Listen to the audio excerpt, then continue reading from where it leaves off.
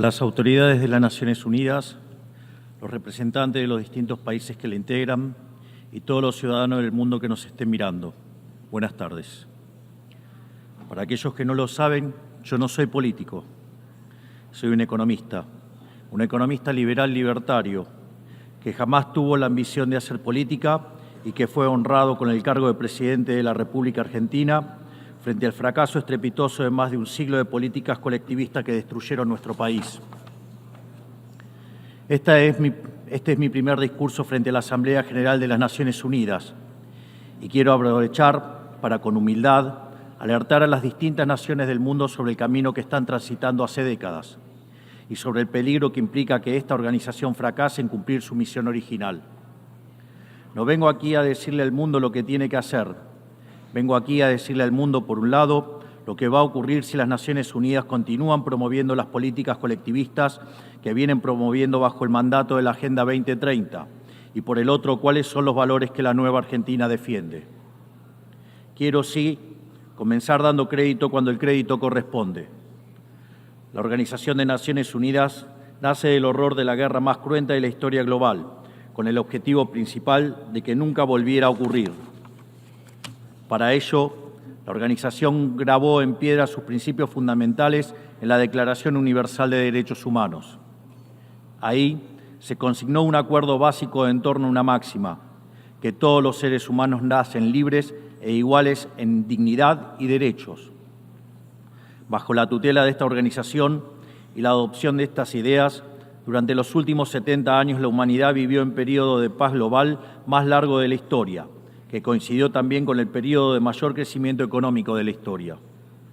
Se creó un foro internacional donde las naciones pudieran dirimir sus conflictos a través de la cooperación, en vez de recurrir instantáneamente a las armas, y se logró algo impensado: sentar de manera permanente a las 5 potencias más grandes del mundo en una misma mesa, cada una con el mismo poder de veto, a pesar de tener intereses totalmente contrapuestos. Todo esto no hizo que el flagelo de la guerra desapareciera, pero se logró por ahora que ningún conflicto escalara a proporciones mundiales. El resultado fue que pasamos de tener 2 guerras mundiales en menos de 40 años, que en conjunto se cobraron más de 120 millones de vidas, a tener 70 años consecutivos de relativa paz y estabilidad global, bajo el manto de un orden que permitió al mundo entero integrarse comercialmente, competir y prosperar. Porque donde entra el comercio no entran las balas, decía Bastiat. Porque el comercio garantiza la paz, la libertad garantiza el comercio y la igualdad ante la ley garantiza la libertad. Se cumplió, en definitiva, lo que consignó el profeta Isaías y se lee en el parque cruzando la calle. Dios juzgará entre las naciones y arbitrará por los muchos pueblos. Forjarán sus espadas en rejas de arado y sus lanzas en podadoras. Nación no tomará espada contra nación, nunca más conocerán la guerra. Esto es lo que ha ocurrido mayormente bajo la tutela de las Naciones Unidas en sus primeras décadas.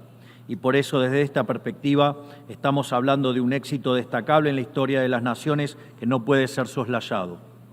Ahora bien, en algún momento, y como suele ocurrir con la mayoría de las estructuras burocráticas que los hombres creamos, esta organización dejó de velar por los principios esbozados en su declaración fundante y comenzó a mutar. Una organización que había sido pensada esencialmente como un escudo para proteger el reino de los hombres se transformó en un leviatán de múltiples tentáculos que pretende decidir no solo qué debe hacer cada Estado-nación, sino también cómo deben vivir todos los ciudadanos del mundo. Así es como pasamos de una organización que perseguía la paz a una organización que le impone una agenda ideológica a sus miembros sobre un sinfín de temas que hacen a la vida del hombre en sociedad. El modelo de Naciones Unidas, que había sido exitoso, cuyo origen podemos rastrear en las ideas del presidente Wilson, que hablaba de la sociedad de paz sin victoria y que se fundaba en la cooperación de los Estados-nación, ha sido abandonado. Ha sido reemplazado por un modelo de gobierno supranacional de burócratas internacionales que pretenden imponerle a los ciudadanos del mundo un modo de vida determinado. Lo que se está discutiendo esta semana aquí en Nueva York, en la Cumbre del Futuro, no es otra cosa que la profundización de ese rumbo trágico que esta institución ha adoptado. La profundización de un modelo que, en palabras del propio secretario de las Naciones Unidas, exige definir un nuevo contrato social a escala global, redoblando los compromisos de la Agenda 2030. Quiero ser claro en la posición de la Agenda Argentina. La Agenda 2030, aunque bien intencionada en sus metas, no es otra cosa que un programa de gobierno supranacional de corte socialista, que pretende resolver los problemas de la modernidad con soluciones que atentan contra la soberanía de los Estados-nación y violentan el derecho a la vida, a la libertad y a la propiedad de las personas. Es una agenda que pretende solucionar la pobreza, la desigualdad y la discriminación con legislación que lo único que hace es profundizarla. Porque la historia del mundo demuestra que la única manera de garantizar la prosperidad es limitando el poder del monarca, garantizando la igualdad ante la ley y defendiendo el derecho a la vida, a la libertad y a la propiedad de los individuos. Ha sido precisamente la adopción de esa agenda que obedece a intereses privilegiados y el abandono de los principios esbozados en la Declaración Universal de Derechos Humanos de las Naciones Unidas lo que tergiversó el rol de esta institución y la puso en una senda equivocada. Así, hemos visto cómo una organización que nació para defender los derechos del hombre ha sido una de las principales propulsoras de la violación sistemática de la libertad, como por ejemplo con las cuarentenas a nivel global durante el año 2020 y que debería ser considerado un delito de lesa humanidad. En esta misma casa, que dice defender los derechos humanos, han permitido el ingreso al Consejo de Derechos Humanos a dictaduras sangrientas como la de Cuba y Venezuela sin el más mínimo reproche. En esta misma casa, que dice defender los derechos de las mujeres, permite el ingreso al Comité para la Eliminación de la Discriminación contra la Mujer a países que castigan a sus mujeres por mostrar la piel.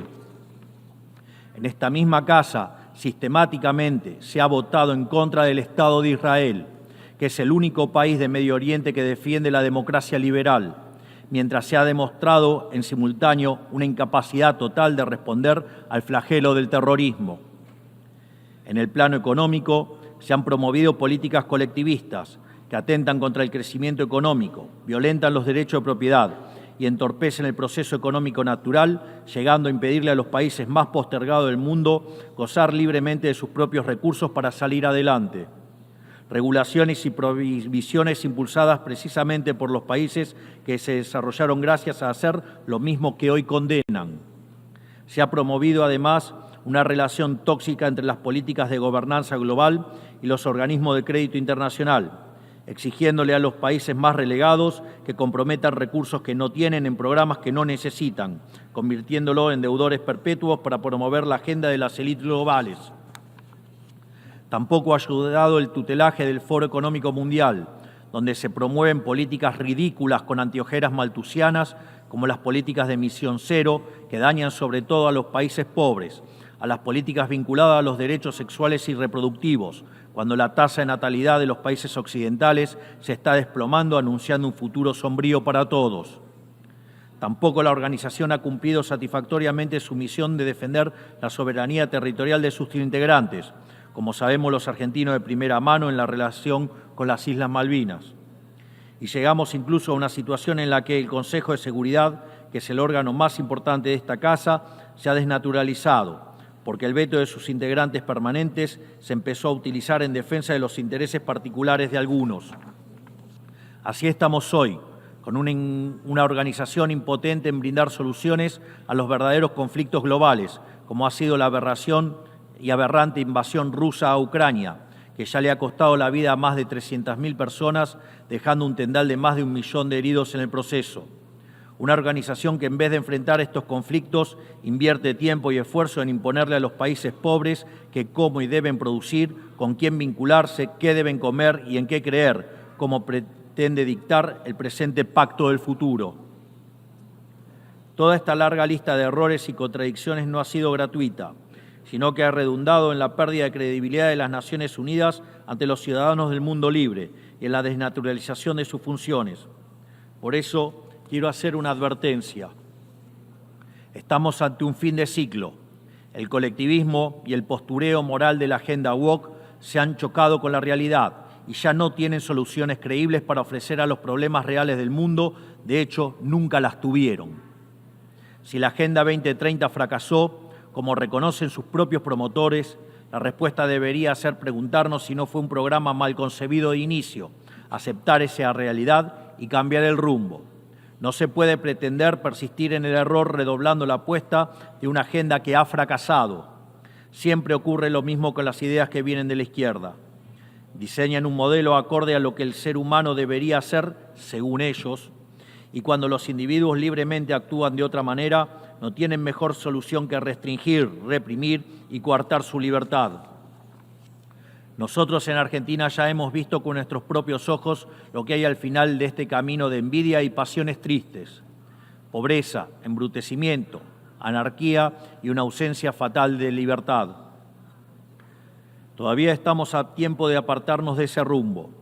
Quiero ser claro con algo para que no haya malas interpretaciones. La Argentina, que está viviendo un proceso profundo de cambio en la actualidad, ha decidido abrazar las ideas de la libertad. Esas ideas que dicen que todos los ciudadanos nacemos libres e iguales ante la ley, que tenemos derechos inalienables otorgados por el Creador, entre los que se encuentran el derecho a la vida, a la libertad y a la propiedad. Esos principios que ordenan el proceso de cambio que estamos llevando adelante en la Argentina son también los principios que guardarán nuestra conducta internacional a partir de ahora. Creemos en la defensa de la vida de todos. Creemos en la defensa de la propiedad de todos. Creemos en la libertad de expresión para todos. Creemos en la libertad de culto para todos. Creemos en la libertad de comercio para todos. Y creemos en los gobiernos limitados, todos ellos. Y como en estos tiempos lo que sucede en un país impacta rápidamente en otros, creemos que todos los pueblos deben vivir libres de la tiranía y la opresión, ya sea que tome forma de opresión política, de esclavitud económica o de fanatismo religioso. Esa idea fundamental no debe quedarse en meras palabras, tiene que ser apoyada en los hechos, diplomáticamente, económicamente y materialmente, a través de la fuerza conjunta de todos los países que defendemos la libertad. Esta doctrina de la nueva Argentina no es más ni menos que la verdadera esencia de la Organización de las Naciones Unidas, es decir, la cooperación de naciones unidas en defensa de la libertad. Si las Naciones Unidas deciden retomar los principios que le dieron vida y volver a adaptar el rol para la que fue concebida, cuente con el apoyo inclaudicable de la Argentina en la lucha por la libertad. Sepa también que la Argentina no acompañará ninguna política que implique la restricción de las libertades individuales, del comercio ni la violación de los derechos naturales de los individuos. No importa quién la promueva ni cuánto consenso tenga esa institución. Por esta razón, queremos expresar oficialmente nuestro disenso sobre el Pacto del Futuro firmado el día domingo e invitamos a todas las naciones del mundo libre a que nos acompañen, no solo en el disenso de este pacto, sino en la creación de una nueva agenda para esta noble institución, la agenda de la libertad. A partir de este día, sepan que la República Argentina va a abandonar la posición de neutralidad histórica que nos caracterizó y va a estar a la vanguardia de la lucha en defensa de la libertad. Porque, como decía Thomas Paine, aquellos que desean cosechar las bendiciones de la libertad deben como hombres soportar la fatiga de defenderla. Que Dios bendiga a los argentinos y a todos los ciudadanos del mundo y que las fuerzas del cielo nos acompañen. ¡Viva la libertad, carajo! Muchas gracias. On behalf of the Assembly, I wish to thank the President of the Argentine Republic.